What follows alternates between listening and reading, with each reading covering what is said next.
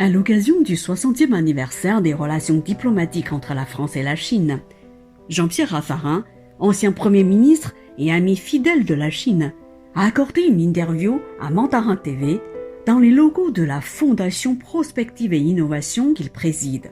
Monsieur le Premier ministre, bonjour. Merci d'avoir accepté notre demande d'interview. Alors, cette année, nous fêtons le 60e anniversaire des relations diplomatiques entre nos deux pays. Eh bien, quel regard portez-vous sur l'évolution de ces relations au cours de ces 60 ans? D'abord, je constate qu'il y a 60 ans, et le président français, De Gaulle, et le président chinois, Mao Tse-tung, avaient des visions d'avenir, puisqu'aujourd'hui, nous voyons que cette relation est une relation stable et constructive. La difficulté que nous avons aujourd'hui, naturellement, c'est l'instabilité du monde et cette guerre qui se multiplie sur de très nombreux continents, ce qui rend la gouvernance mondiale extrêmement complexe et qui rend les relations internationales plus tendues qu'auparavant. Comment expliquez-vous cette stabilité de nos relations bilatérales alors? Je pense que c'est fondé sur le respect. Nous avons un certain nombre de sujets qui sont des sujets d'accord, et sur les sujets d'accord, nous voulons être constructifs. Nous savons que forcément, sur le régime politique, nous avons des différences. Donc nous respectons les uns et les autres, nous respectons la vieille civilisation chinoise, et la civilisation chinoise respecte notre vieille civilisation européenne. Ce respect des civilisations nous conduit à avoir un dialogue et de choisir les dossiers constructifs qui sont nombreux, qui sont multiples et qui sont utiles à l'un et à l'autre des pays. Quels sont selon vous les axes d'amélioration pour approfondir les relations franco-chinoises alors? Je pense qu'il faut surtout que les sociétés civiles se connaissent mieux. Vous savez, en France, on ne connaît pas très bien la Chine en profondeur. On connaît la Chine avec ses images qu'on voit à la télévision, qu'on voit dans les médias, mais les Français sont peu allés au total en Chine. Et la Chine, elle est souvent difficile à comprendre. Sa civilisation est très ancienne, sa langue est très complexe. Et donc, il faut de l'attention pour comprendre de la Chine. Il faut s'y intéresser vraiment. De même que, j'imagine, la civilisation européenne est complexe pour les Chinois. Et donc, je crois qu'il faut encourager les Français d'un côté et les Chinois de l'autre à mieux se connaître, à développer les échanges, à mieux faire en sorte que les civilisations se parlent. Chacun reste dans ses positions, dans sa culture, avec ses traditions, avec ses valeurs, mais il faut connaître celles des autres. Et au fond, ce que je vois, c'est que parmi la jeunesse française, encore peu de jeunes apprennent le chinois, encore peu de jeunes sont allés en Chine, ils sont allés dans bien d'autres pays, et ça manque un peu, je pense, de connaissances. Nous avons un déficit de connaissances mutuelles qu'il nous faut renforcer, et je crois que c'est la principale des améliorations. Comment la fondation que vous dirigez va fêter les 60 ans de nos relations bilatérales? Je parle de la Fondation Prospective et Innovation. La Fondation Prospective et Innovation, que j'ai l'honneur de présider maintenant depuis plus d'une quinzaine d'années, participe à tous les événements officiels. Donc nous participons à quelques manifestations qui ont déjà eu lieu en France. Nous avons fait un banquet officiel, il y a eu plusieurs colloques et naturellement il y a les visites d'État que nous attendons. Nous attendons une visite d'État du président chinois en France et une visite d'État du président français en Chine. Dans ce contexte-là, la Fondation participe à ces événements. Et puis naturellement, nous organisons nos propres événements. Nous avons un grand forum sur justement la proximité culturelle et les relations culturelles entre ces deux civilisations, avec un séminaire qui va se tenir au mois de novembre à Deauville et qui nous permettra d'avoir cet échange entre les artistes, entre les créateurs des deux continents et des deux pays. Et puis naturellement, nous aurons aussi des missions en Chine.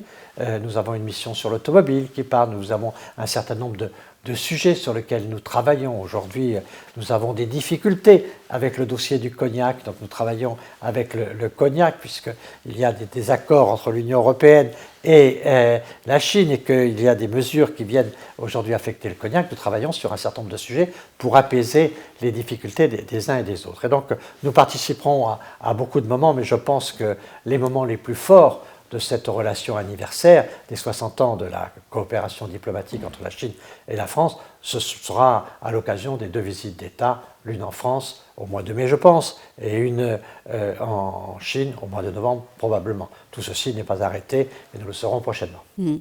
On sait qu'en septembre 2019, le président chinois Xi Jinping vous a remis la médaille de l'amitié pour le rôle très important que vous avez joué dans la promotion des relations franco-chinoises. Est-ce que, monsieur le Premier ministre, vous pouvez nous citer quelques exemples de projets qui, grâce à vos différentes interventions, ont pu aboutir dans quelque domaine que ce soit? Vous savez, cette médaille, je suis très reconnaissant au président chinois et à l'ensemble des autorités qui ont décidé de me l'attribuer. Disons que c'est un honneur qui m'est fait pour le travail que j'ai pu, en effet, comme vous le dites, accomplir. Je sais aussi que, vous savez, quand on arrive à mon âge, à mon expérience, les décorations, on sait ce que c'est. J'ai eu beaucoup de décorations étrangères dans de très nombreux pays, donc tout cela a des significations très différentes, mais disons que c'est des gestes diplomatiques qui ont un sens et que nous développons assez volontiers aussi du côté français vis-à-vis de nos amis chinois. Disons que moi j'interviens sur le terrain diplomatique, donc je participe à des négociations, par exemple sur les routes de la soie, où je représente le président de la République au Forum des routes de la soie, mais aussi j'ai participé à un certain nombre de décisions assez importantes sur des crises que nous avons pu avoir, que ce soit des crises naturelles. Je pense qu'on avait fait une levée de fonds, par exemple, pour le terrible tremblement de terre qui avait lieu à Chengdu. C'était une action qui était très importante. Je conduis beaucoup de délégations en Chine. J'ai conduit des délégations de très nombreuses entreprises qui se sont implantées à cette occasion-là. J'avais emmené plus de 500 entreprises à Chengdu.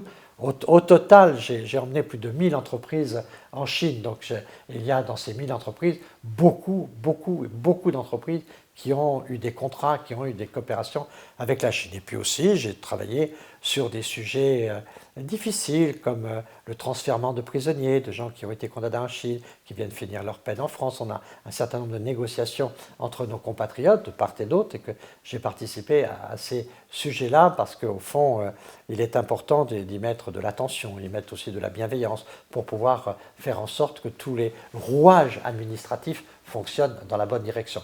Une chose est d'avoir des visions communes, quelquefois sur des grands contrats ou sur des accords, et puis une autre chose est de faire en sorte que les machines administratives, tout ça fonctionne dans la même direction et avec la même vitesse que celle souhaitée par les dirigeants. Et donc, quelquefois, je suis au travail sur ce type d'action.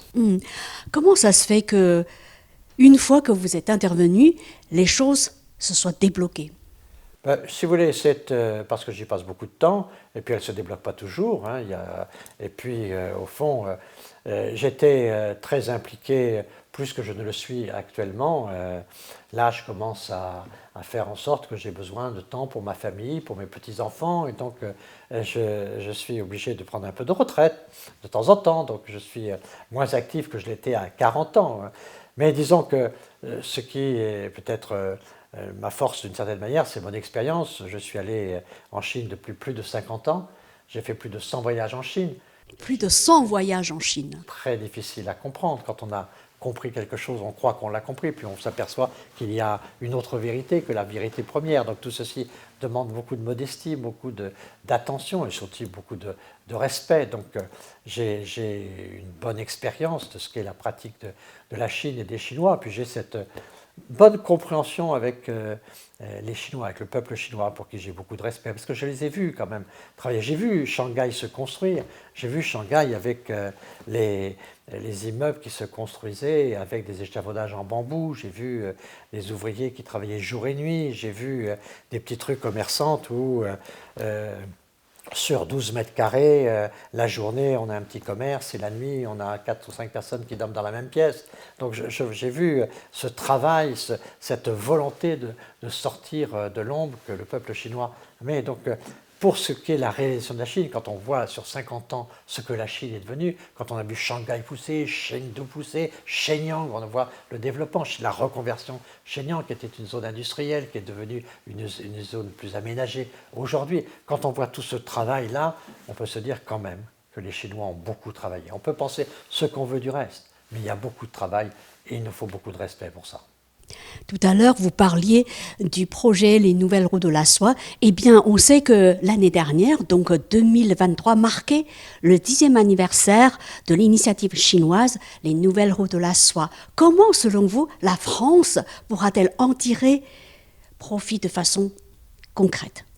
L'essentiel est d'avoir une bonne coopération sur ce sujet, et nous avons une coopération qui est engagée au niveau européen, avec des initiatives européennes aussi d'aménagement du territoire, avec des grands projets, puisque là il s'agit de doter la gouvernance mondiale de très grands projets, qui sont des projets d'investissement, qui sont portés par des grands pays, et qui permettent de pouvoir stabiliser des relations parfois frontalières. On voit que toute l'Asie centrale peut être concernée par ces routes de la soie, et que c'est pour la stabilité de cette région quelque chose de très important que d'avoir des investissements, notamment des investissements de communication et de connectivité.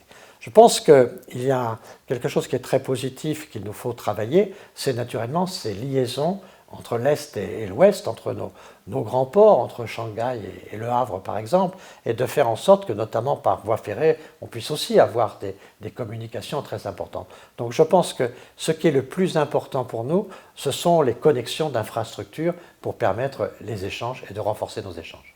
Dernière question, Monsieur le Premier ministre. Les Chinois qui résident en France sont plus ou moins choqués par la manière dont les médias français parlent de la Chine. C'est, selon eux, souvent de façon négative. Alors, comment l'expliquez-vous alors? Je pense que nous sommes dans un pays dans lequel la liberté d'expression de la presse est totale. Et donc, le pluralisme s'impose parce que vous avez différents journaux qui écrivent des choses différentes. Et au fond, le citoyen fait sa propre position personnelle. Il ne faut pas que le journal pense à la place de l'individu. Dans nos systèmes, il faut que l'individu soit libre, il peut choisir les positions qu'il veut prendre. Alors c'est vrai que beaucoup de gens parlent de la Chine sans la connaître, beaucoup de gens ont des expressions aussi qui sont des expressions militantes, parce qu'il y a des désaccords réels, et il y a un certain nombre de gens qui veulent prendre position, et dans nos démocraties, c'est légitime. Et donc c'est vrai que je comprends que pour ceux qui ne sont pas habitués à ce type de communication, que ça peut être perturbant, mais au total, il faut bien se dire qu'il faut accepter, dans un pays comme le nôtre, d'avoir des médias qui disent des choses différentes et des choses qui ne nous plaisent pas. Si vous saviez le nombre de fois où j'ai lu des articles qui ne me plaisaient pas, dans la démocratie française, ça existe.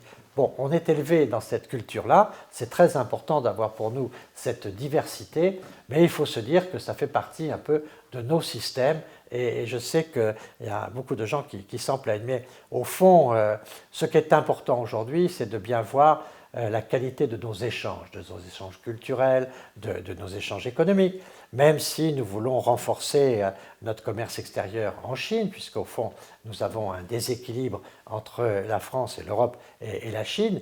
Je vois que nous avons des efforts et nous faisons des efforts très importants. Et donc, c'est dans cette stratégie-là qu'il faut essayer de voir l'avenir de nos relations.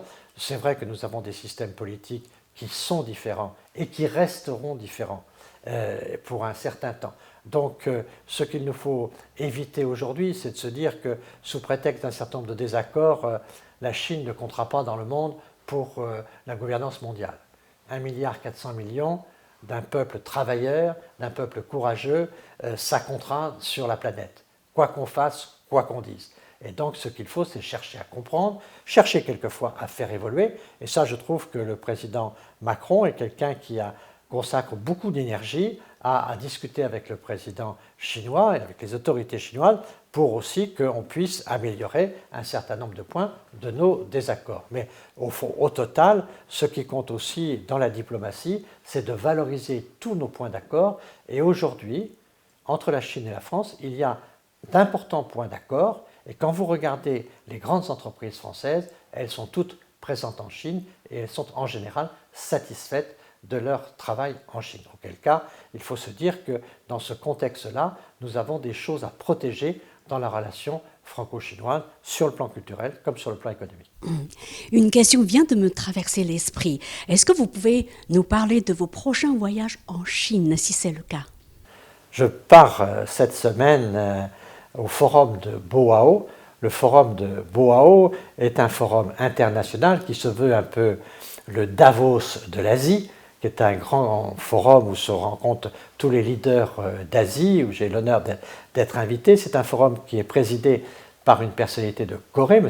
Ban Ki-moon, de Corée du Sud, et donc qui était avant présidé par un Japonais, qui était M. Fukuda. Donc c'est une relation internationale qui est très dense.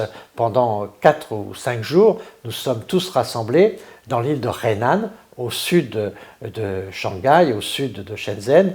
Et là, nous avons des débats de très haut niveau. Ça, c'est mon premier voyage.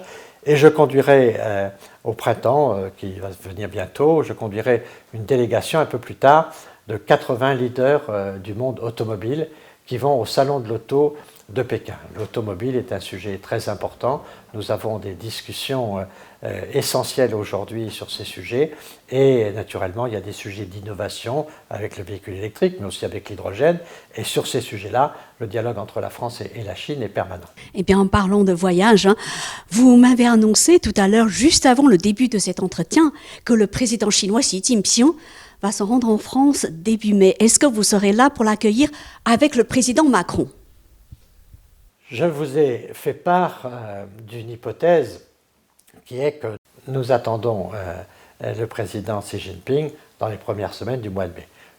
Les choses ne sont pas encore arrêtées, mais disons qu'il y a dans les deux diplomaties un travail qui se fait pour une visite probable de M. Xi Jinping et une visite probable de M. Macron. Ceci n'est qu'un projet pour le moment. Il faut rester au stade de projet puisque les deux diplomaties n'ont pas encore finalisé ces idées. Mais en tout cas, il y a une invitation qui a été formulée pour le président Xi Jinping et je crois qu'une invitation est aussi envisagée pour le président Macron en Chine cet automne. Merci, Monsieur le Premier ministre, d'avoir répondu à nos questions. Je vous souhaite un excellent voyage en Chine. Merci beaucoup. 谢谢。